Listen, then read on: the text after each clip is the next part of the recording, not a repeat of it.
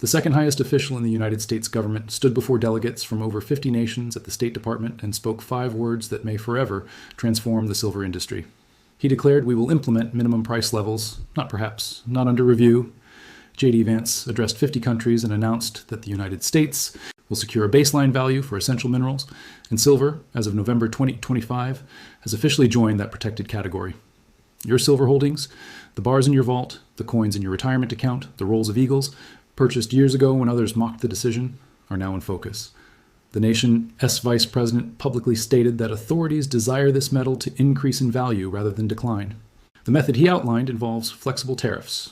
Should any nation attempt to oversupply inexpensive silver and damage your position, the U.S. government will apply import duties to maintain prices above the established threshold. This is not speculation or a viral post. This event occurred today, February 4th, 2026, captured live at the State Department in front of international witnesses. By the conclusion of this presentation on Smart Fination, I will explain precisely what this development means for tangible silver, for futures contracts, for those holding short positions, and whether a $1,000 silver price remains imagination or is simply approaching inevitability. But first, I must reveal evidence that convinced me this declaration was approaching a flaw in the current structure so severe I struggle to comprehend how the entire arrangement has not already disintegrated. Welcome to Smart Fination. If you are new, please like this video and subscribe immediately because the platform suppresses content like this unless viewers actively participate. This knowledge is something major financial institutions prefer to keep quiet. If you watched my previous Smart Fination analysis on confidential correspondence and its implications for gold reaching $10,000, what I am about to present regarding silver completes that larger picture. Here are the precise words Vance delivered because accuracy matters. He stated during today's ministerial meeting, and I quote directly, "These benchmark values will function as a lower boundary, preserved through adaptable duties to maintain fair pricing." He continued, explaining the intention to stop entities from overwhelming markets with low-cost essential minerals, harming domestic producers. Once local industries are weakened, the same suppliers often withdraw and later dramatically increase prices to unreasonable levels. Consider that statement carefully. The vice president openly described a deliberate government strategy using import taxes as a tool to block sales of vital minerals below a defined minimum. That defines a price floor. He went further, proposing an economic partnership among friendly nations that ensures American industry receives priority access while increasing output throughout the alliance. The Secretary of the Interior confirmed that 30 nations have already shown serious interest in participating. This is not a minor staff announcement. This is the second-ranking U.S. official informing 50 countries that America is constructing a strategic coalition designed to regulate pricing of metals essential to modern technology, and silver is included. Last week, the press presented the opposite impression. On January 30th, a major outlet claimed the current administration was retreating from company-specific minimum pricing agreements. The headline suggested the concept was finished. Mining shares in certain countries fell, silver enthusiasts worried, and the story spread that the initiative had collapsed. That reporting was misleading. What ended was a slow, case-by-case negotiation approach. Costly, politically complicated, and impossible to expand quickly. What J.D. Vance revealed today is fundamentally different. A broad system utilizing duties enforced across an entire allied trading zone. If global silver values fall beneath the agreed reference level, automatic tariffs adjust import costs back to the protected minimum. No new legislation or separate negotiations required. The president already possesses authority under Section 232, activated January 14th, classifying critical mineral imports as a national security concern. Headlines claimed minimum prices were abandoned, yet today a far stronger version emerged. The broader investment community has not yet processed this shift. When recognition spreads, the consequences could prove extraordinary. Before discussing potential price levels, it is essential to understand the underlying motivation, because that reason reveals the likely trajectory. On November 7th, 2025, the U.S. Geological Survey took an unprecedented step by adding silver to the official critical minerals inventory for the first time ever. Silver was never included. Not during the atomic era when vast quantities were borrowed for defense purposes, not throughout decades of tension. Yet now it shares the same designation as materials like uranium. That status enables accelerated permitting, federal funding, reserve accumulation, and yes, structured price protection, all justified by national security needs. Hold this next detail in mind because it will later reframe everything. Since 1996, 5 federal agencies, including defense authorities, ceased disclosing silver consumption figures for military applications. No reason was provided. The reporting simply stopped. 3 decades of official silence keep that fact close. Everyone already recognizes silver's industrial consumption is surging. Photovoltaic cells, artificial intelligence infrastructure, battery systems, precision weaponry. Demand growth far outpaces supply expansion. Those statistics are widely discussed. Instead, consider the figure rarely mentioned: 820 million ounces. That represents the total supply shortfall accumulated over the past 5 years, 5 straight years of global consumption exceeding mine production. 820 million ounces is equivalent to 10 months of every silver mine operating at maximum output. Importantly, roughly 71% of silver emerges as a byproduct of other base metals, meaning elevated prices do not meaningfully increase total volume. There is no rapid solution switch. Authorities have now acknowledged this reality. That acknowledgement explains today's announcement.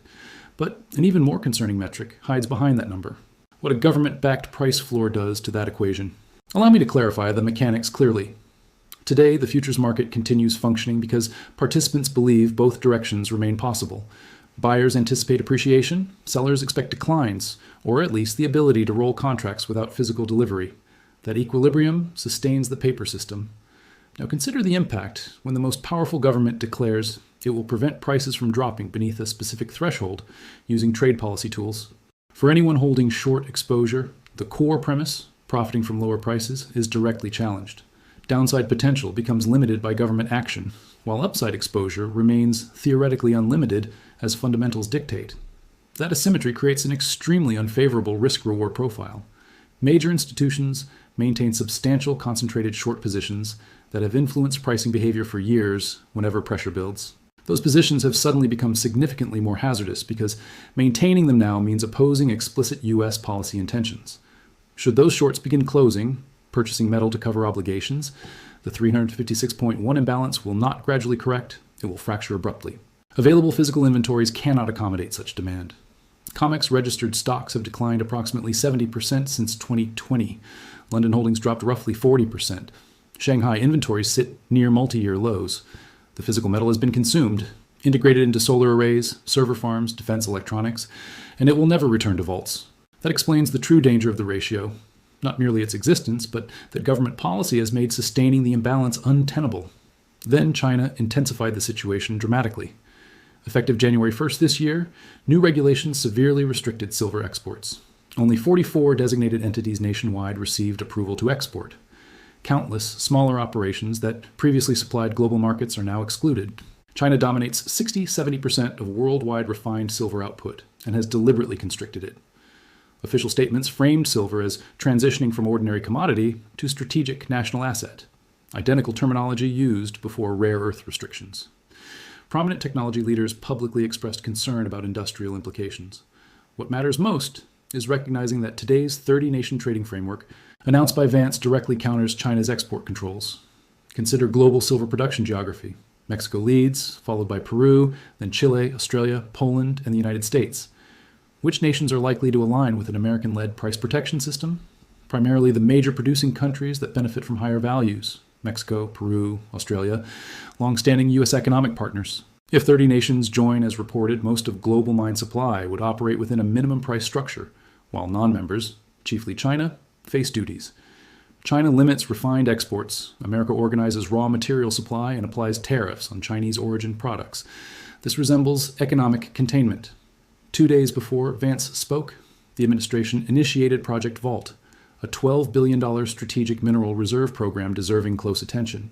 The Export-Import Bank committed $10 billion, its largest ever single financing, with a 15-year horizon supplemented by $1.67 billion in private commitments that were oversubscribed. Participants include major manufacturers, defense firms, technology giants, and commodity logistics specialists. Consider why a leading search engine company participates in metal stockpiling. Their data facilities require substantially more silver per unit than conventional servers. This is not speculative mining investment. It reflects genuine concern about securing adequate silver for future artificial intelligence expansion. The program structure is equally significant. Approved manufacturers receive guaranteed access to designated minerals at predetermined prices. That constitutes an embedded price floor within a federally supported physical reserve. This is concrete metal acquisition, storage, and assured industrial availability. Protection against both price spikes and supply disruptions. Such infrastructure was assembled rapidly. Review silver's price action over the past 12 months and judge whether markets exaggerate. From $31 in January 2025 to a peak near $120, nearly fourfold increase, followed by a 27% single-day collapse, then recovery to $90 within days. That performance defines resilience. What type of asset suffers its worst session in decades, yet rebounds so swiftly? One indispensable to global technological and defense systems. Major financial institutions remain deeply divided on future direction. Some forecast $150 within months. Others project $85 to $100 as the yearly average. Contrarian voices warn of overextension and anticipate substantial retracement. Certain analysts rank silver highest among assets exhibiting bubble characteristics across all categories. My honest assessment, both perspectives contain partial truth. The rapid climb to 120 reflected genuine speculative intensity, and the subsequent drop demonstrated leverage risks. Blind upward bias is misguided, yet structural shortages persist. Export constraints are factual. Critical designation is official. Price support policy is now public. Those elements represent concrete developments, not sentiment. Policy measures do not evaporate during short-term volatility.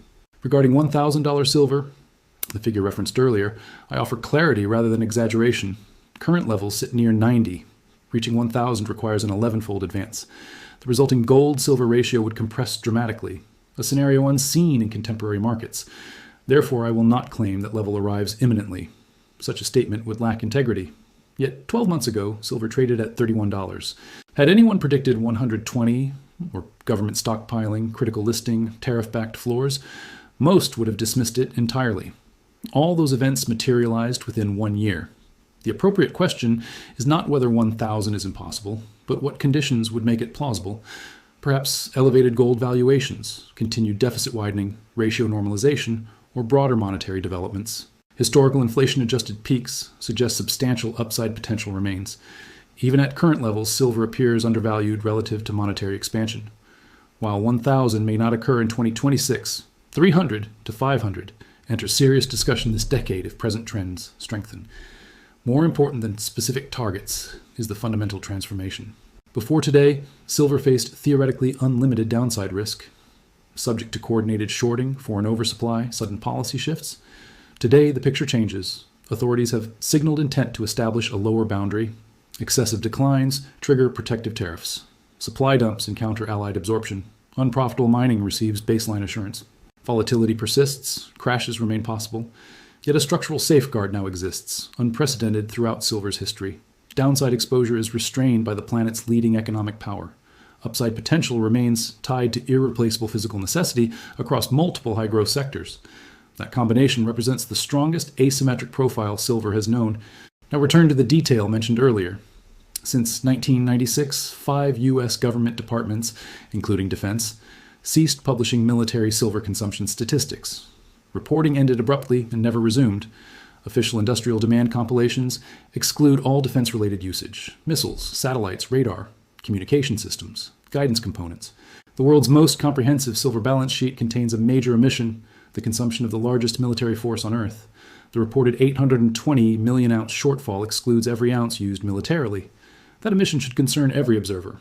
Thousands of precision missiles deployed over recent decades each contain significant silver quantities, destroyed upon impact, never recycled, never recorded in public statistics. One weapon platform alone represents substantial uncounted demand.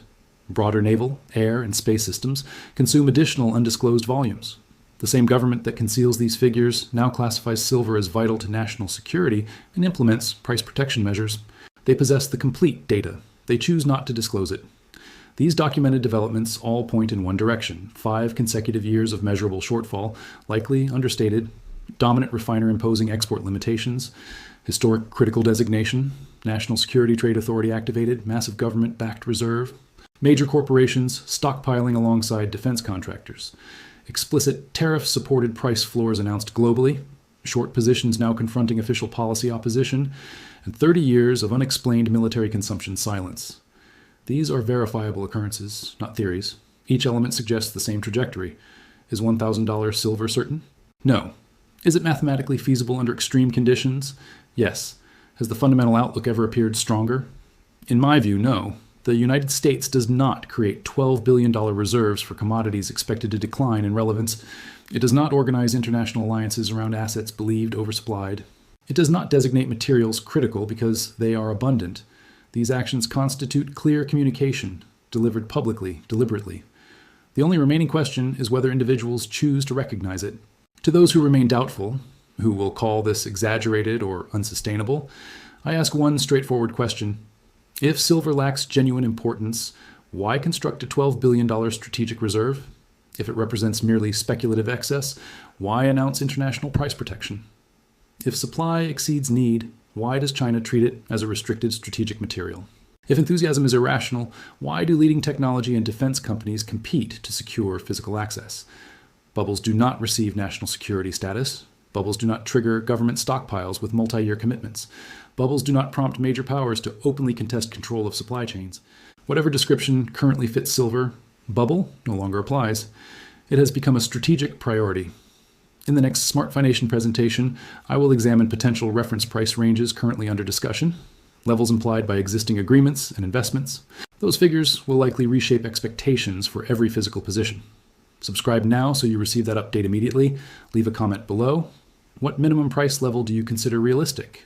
100, 200, or higher? I review every response personally. Share this analysis today.